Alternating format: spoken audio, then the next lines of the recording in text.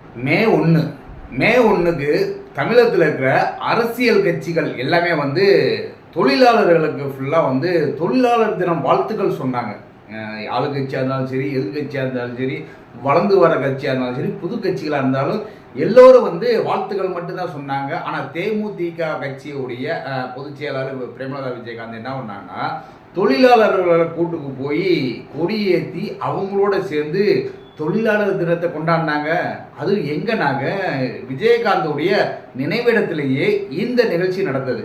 அதுவும் இல்லாமல் அங்கே தொழிலாளர்கள் வந்தாங்க பார்த்தீங்களா, அவங்களுக்கு ஃபுல்லாக வந்து சீருடைகள் கொடுக்கப்பட்டது. தொழிலாளருடைய சீருடைகள் அப்படின்னு சொல்லி காக்கி ட்ரெஸ் ஃபுல்லாக கொடுத்து அவங்களுக்கு வந்து வாழ்த்து சொன்னாங்க. அந்த சமயத்தில் ஒரு சம்பவம் நடந்துச்சுங்க. எப்பவுமே வந்து நிகழ்ச்சி நடக்கும்போது அவங்க நிகழ்ச்சிக்கு மேலே வந்து பருந்து பறந்துச்சுங்க. ஏற்கனவே வந்து விஜயகாந்த் உடைய ஊர்வலம் போகிற அன்னைக்கு வந்து பருந்து பறந்துச்சு. அந்த பருந்து தான் எல்லோரும் வந்து கடவுளுடைய ஆசீர்வாதம் இருக்குது அப்படின்னு சொல்லி எல்லோரும் வியந்து பார்த்தாங்க.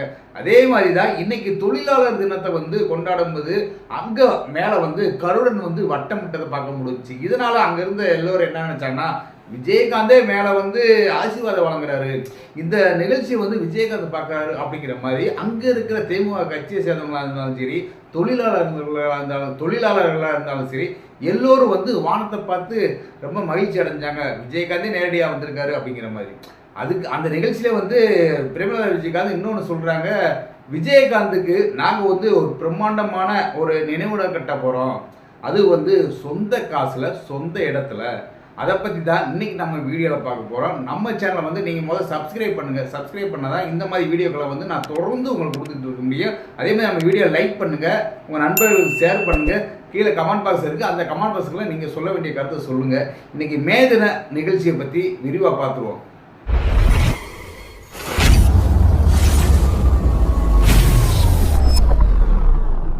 மே தினம் தமிழகத்தில் சிறப்பாக கொண்டாடப்படுவது, அது தொழிலாளர்களுக்காக கொண்டாடப்படுவது அப்படின்னா அது மே 1 தொழிலாளர் தினம் தாங்க. இது வந்து மேக்ஸிமம் வந்து எல்லா அரசியல்வாதிகளும் என்ன பண்ணுவாங்கன்னா, தொழிலாளர்கள் ஃபுல்லாக வாழ்த்து சொல்லுவாங்க. திமுக இருந்தாலும் சரி, அதிமுக இருந்தாலும் சரி, மாற்று கட்சிகள் எல்லோரும் வந்து தொழிலாளர் தின வாழ்த்துக்கள் மட்டும்தான் சொல்லுவாங்க. இங்கே வந்து என்ன ஆகுதுனாங்க, தேமுதிக கட்சியை சேர்ந்த பிரேமலதா விஜயகாந்த் என்ன பண்ணுறாங்கன்னா, நேராக வந்து ஒரு ப்ரோக்ராம் போகிறாங்க. ப்ரோக்ராம் போட்டு இருக்கிற தொழிலாளர்கள், அதாவது தேமுதிக கட்சியை சேர்ந்த தொழிலாளர்கள் எல்லாத்தையும் விஜயகாந்தோடைய நினைவிடத்துக்கு வர சொல்கிறாங்க. நினைவிடத்துக்கு எல்லோரும் வந்துட்டாங்க, கட்சி சேர்ந்தவங்களும் வந்துட்டாங்க, தொழிலாளர்களும் வந்துட்டாங்க. தொழிலாளர்கள் எல்லோரும் வந்த பின்னாடி ஒரு தீப்பந்தம் ஏற்றிட்டு போகிறாங்க. தீப்பந்தம் ஏற்றிட்டு போய் அந்த சுடர் ஒளி அப்படின்னு சொல்லுவோம்ல, அந்த கையில் ஏற்றிட்டு போய் கடைசி அங்கே வச்சு அங்கே நினைவிடத்திலே வச்சுட்டு ஒரு கொடி ஏற்றுறாங்க. தொழிலாளர் கொடி ஏற்றுறாங்க. கொடியேற்றி இந்த நிகழ்ச்சி வந்து சிறப்பாக நடக்குது. விஜயகாந்தனுடைய நினைவிடத்தில் வந்து கருடன் சுற்றுது. மேலே வந்து கருடன் சுற்றதை பார்த்தோம்னா அங்கே இருக்கிற தேமுதிக கட்சிக்காரங்க எல்லாரும் வந்து விஜயகாந்தே வந்து நேரடியாக வந்து அந்த நிகழ்ச்சியில் கலந்துக்கிட்ட மாதிரி ரொம்ப பூரிப்பாக இருந்தாங்க. மேக்ஸிமம் வந்து கருடன் சுற்றுறதை பார்த்தோம்னாக்க கிராமங்கள் இருக்குது பார்த்தீங்களா, கிராமங்களில் ஃபுல்லாக அதிகமாக இருக்கும். அதேமாதிரி மலை சார்ந்த இடங்கள், மரங்கள் சார்ந்த இடங்கள்ல தான் அதிகமாக இருக்கும். அதேமாதிரி கோவில் இடங்கள் இருக்கும். இங்கே வந்து அடிக்கடி வந்து விஜயகாந்தோடைய நினைவிடத்துக்கு வருவது ஒரு ஆன்மீக சம்பந்தப்பட்டது அப்படிங்கிற ஒரு காரணத்தோட போய்க்கிருக்கு. இந்த நிகழ்ச்சியில வந்து இன்னொரு விஷயத்தையும் வந்து பிரேமலதா விஜயகாந்த் அறிவிக்கிறாங்க. என்ன சொல்றாங்கன்னா, இந்த இடத்துல, அதாவது இப்ப நினைவிடம் இருக்கு பார்த்தீங்களா, அந்த இடத்துல வந்து விஜயகாந்த் வந்து ஒரு பிரம்மாண்டமான ஒரு நினைவிடம் கட்ட போறோம் அப்படிங்கிற ஒரு விஷயத்தையும் சொல்றாங்க. அது மட்டும் இல்லாம அந்த இடத்துல நடக்க போறது அப்படின்னு பார்த்தா அவங்களுடைய சொந்த காசுல அந்த நினைவிடம் கட்ட போறாங்க. சொந்த காசில் மட்டும் இல்லைங்க, சொந்த இடத்துலையும். இந்த இடம் வந்து ஒரு கவர்மெண்ட் காசோ இல்லை கவர்மெண்ட் இடத்துலையோ அந்த நினைவிடம் கட்ட போகிறது இல்லை. இங்கே அவங்களுடைய சொந்த காசை வச்சு ஒரு பிரம்மாண்டமான முறையில் வந்து கட்டப்போகிறோம் அப்படிங்கிற ஒரு விஷயத்தை வைக்கிறாங்க. இதே வந்து பேனாசில் வந்து ஒரு கவர்மெண்ட் இடத்துல கட்டுறது மாதிரியும், அதே மாதிரி கவர்மெண்ட்டு ஃபண்டுலேருந்து தான் அந்த பேனாசில் வைக்க போகிறோம் அப்படிங்கிறதுனால வந்து அன்னைக்கு வந்து பேனாசில் வைக்கிறதுக்காக ஒரு பெரிய விவாதம் நடந்துச்சு.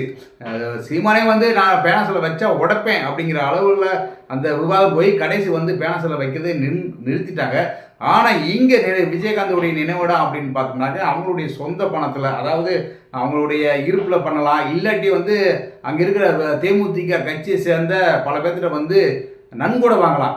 ஏன்னா அந்த இடத்துல விஜயகாந்தோடைய நினைவிடம் கட்டுறதுக்கு விஜயகாந்தோடைய தொண்டர்களுடைய ஒரு பங்களிப்பு இருக்குது.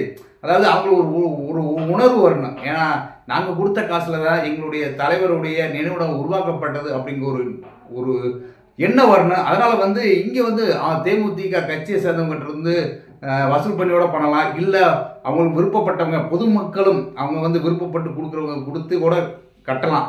இப்படி ஒரு சூழ்நிலை நடக்கலாம். இல்லாட்டி அவங்களோட சொந்த பணத்தை போட்டு கூட அந்த பெரும் பிரமாண்டமான ஒரு நினைவிடத்தை உருவாக்கலாம். இப்படி ஒரு நினைவிடத்தை உருவாக்கலாம். நினைவிடத்தை கட்டுறதுக்கான வாய்ப்புகள் நிறையா இருக்குது. இந்த இடத்துல வந்து பிரேமலதா விஜயகாந்தோடைய ஒவ்வொரு பேச்சு வந்து அவங்களுடைய தெளிவை வந்து உணர்த்துங்க. ஒரு ஆளுமை மிக்க ஒரு அரசியல்வாதி, ஒரு ரொம்ப திறம்படமான ஒரு அரசியல்வாதி அப்படிங்கிற பேச்சில் வந்து அவங்களுடைய பேச்சிலேயோ ஒவ்வொரு இடத்துலையும் வந்து தெளிவாக பேசுகிறாங்க. இன்றைக்கி வந்து பல ரிப்போர்ட்டர்கள் கேட்குற ஒவ்வொரு கேள்விக்கு வந்து எந்த விதமான பிசுறு இல்லாமல் அவங்களுடைய பதில்கள் இருக்குது. இதிலே தெரியுது அவங்க ஒரு தேமுதிக கட்சியில் வந்து ஒரு ஆளுமை மிக்க ஒரு தலைவராக வந்து உருவாக்கியிருக்காங்க. ஏன்னா விஜயகாந்திற்கு அடுத்து ஒரு ஆள் இல்லாமல் போயிடும். விஜயகாந்துக்கு அடுத்து வந்து திமுக கட்சியில் ஆள் இல்லை அப்படிங்கிற ஒரு பேச்சு இல்லாமல் இன்னைக்கு விஜயகாந்துக்கு அடுத்து வந்து அந்த இடத்துல நிற்கிறது அப்படின்னு பார்த்தா பிரேமலதா விஜயகாந்த் அவங்களுக்கு வந்து ஒரு அரசியல் ஆளுமை அப்படிங்கிறது வந்து முழுது இருக்குது அப்படிங்கிறது அவங்க ஒவ்வொரு பேச்சிலையும் ஒவ்வொரு பேட்டிலையும் நம்மளுக்கு தெரியுதுங்க.